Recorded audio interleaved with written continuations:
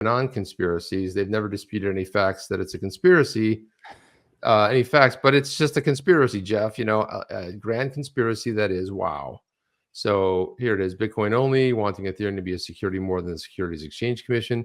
QAnon-style conspiracies about Joe Lubin and consensus. What are they thinking? Using outdated terms like ICOs, altcoins, revealing they're trapped in a 2017 time warp. Hyper Bitcoinization is inevitable, even though nobody knows how a Bitcoin-based deflationary economy would work in practice. Proof of work is the only viable one. So this is Coinbase, you know, but then Coinbase, you know, they're all maxis too. CoinDesk. Sorry. What did I say? Coinbase. Coinbase. CoinDesk. Yeah. Thank you for correcting me. They're all the same. So John Deaton said, hey, if anyone at CoinDesk is suggesting that I spew QAnon conspiracies, I volunteer to be crushed in a debate or a civil discussion by one of their top-notch journalists.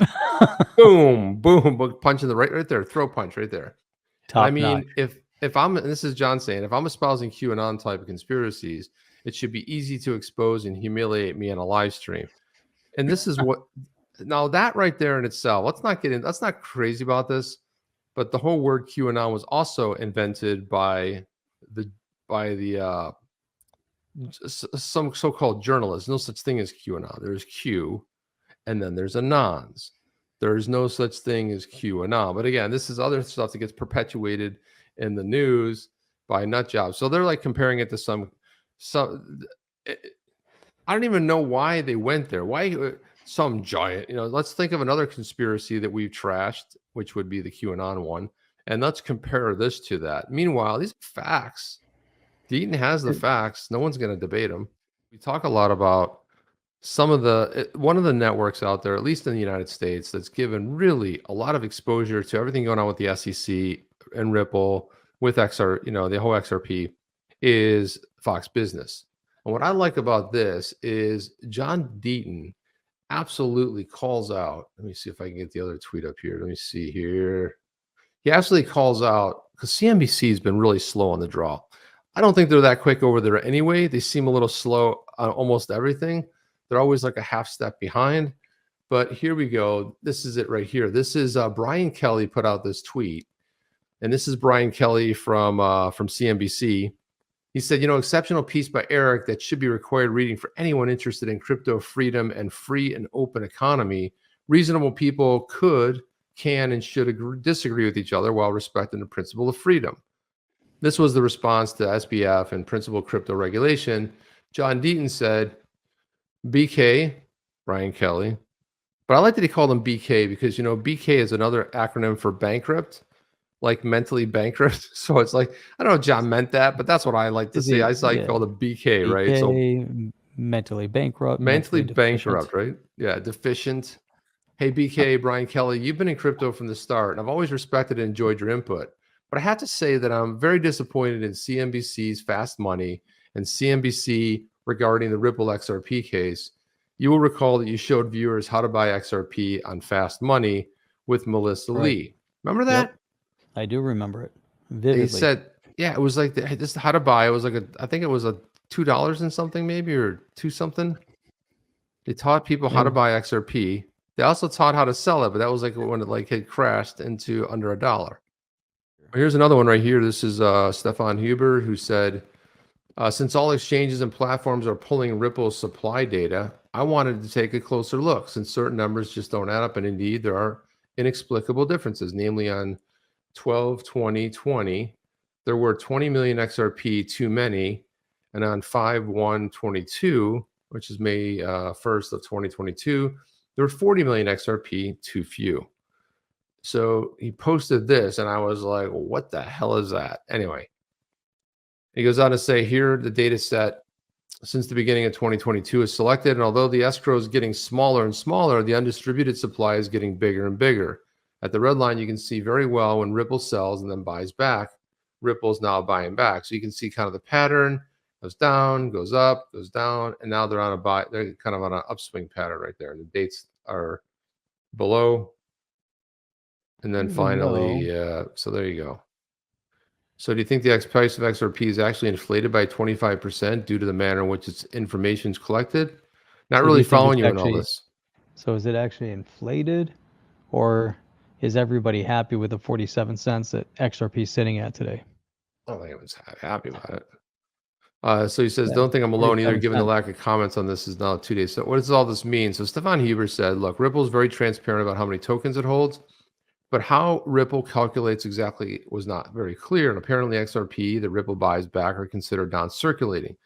So I've now discovered that you can use the API to track how much Ripple buys and sells. And that's kind of the whole gist of this That's thing. interesting. Well, that's Yeah. interesting. He was using the API, so now we can figure out, kind of find out what's going on and really pinpoint it. But again, you should be able to. It's transparent, right? It's not a big secret, but it's just how you do it and the methodology. So Well, Chip, what's up with Pack and Flare? Let's well, focus on Flare. yeah, let's put this up here. Let's talk about this. So a lot of it has the big deal here. Well, there's a bunch of things here, but I want to put this tweet up from Hugo Filion, the founder and CEO over there. He said, look, I understand a lot of people are frustrated about the delay of the distribution of the Flare token. I'm equally, if not more, frustrated. There's so many useful things that myself and the team could be doing other than liaising with exchanges at this point. There's like over 100 exchanges. Okay. And the point he's making is that they've been working to coordinate the distribution with the exchanges since May. Let's see, May, June, July, August, September, October, 6 months, Jeff. And he said there's two things on that you need to know. First one is there's a high variability in how exchanges operate with respect to projects. Some exchanges provide a streamlined and information-rich process to enable projects to understand the variables that matter to that exchange. Others, broadly the opposite. So it makes it hard for a team and project to get around that. Number two is a distribution of this breadth and magnitude doesn't fit the standard way that exchanges operate. Exchanges are used to operating on their own timetable, and what we're doing is we're asking them to work with us in a coordinated manner for the benefit of the community. Naturally, exchanges don't have the same sense of urgency. You think about it, they got to put developers on there, so that's internal resources, time, money, and they've got their own business case and their own projects internally. I mean, he's not saying that, but that's what's going on. When we announced we'd launch on the 24th of October through the 6th of November, it was caveated that it was subject to exchange discussions. Currently, excluding Japanese exchanges, which have their own processes, 70% of the tokens going to exchanges will be distributed shortly after. I don't know. What is TD? I don't know what that means. Getting final confirmation from there, more exchanges will take over, blah, blah, blah, blah. Bottom line is that a lot of this was predicated on these exchanges. The exchanges are on their own timetable. They're kind of doing what they feel like doing. He says, if social pressure needs to be applied, please work with us to get the rest of that so the Flare can launch well. The community can get the tokens they deserve. And lastly, January 9th would be the absolute last date for TDE, which may come the distribution then. If we can do it sooner, we will. I'll update you. We can have the news or the action in the community. You know, and I'll tell you, Jeff, I've really been kind of disappointed by some people in the community with their outbursts. It's like, I put this out there, and I'm not even going to show you what people responded to this, but it said, my tweet said, the Flare team put an incredible amount of time into the Flare token distribution in conjunction with the exchanges. Also, the most significant free token drop of all time. Why? Because you held XRP. So I said, I have an enormous amount of gratitude to Hugo and the team for making sound decisions.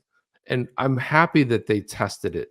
I'm happy they didn't launch Flare and they found bugs when they with Songbird, Jeff.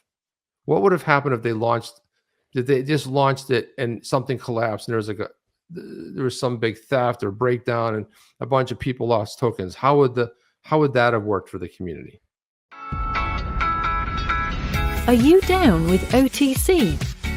Please like, subscribe, and click the bell to be notified when the next video drops.